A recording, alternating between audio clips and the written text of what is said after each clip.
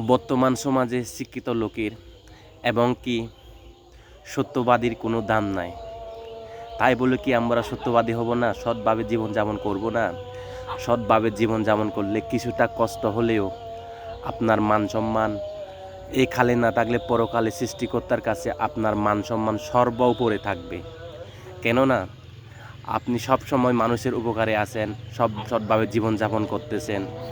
তো বর্তমান সমাজের লোকে আপনাকে অবজ্ঞা চোখে দেখলেও কিন্তু সৃষ্টিকর্তার কাছে ঠিকঠাক আপনাকে দাম দেবে, সর্ব উপরে থাকবে মরার পরে পরকালে।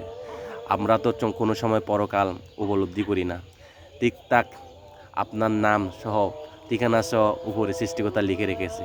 সো আমরা সবসময় ভালো কাজ করব, পর উপকারে করার চেষ্টা করব, সৎভাবে জীবনযাপন করব। একটু কষ্ট হলেও সৎভাবে জীবনযাপন করার চেষ্টা করবেন।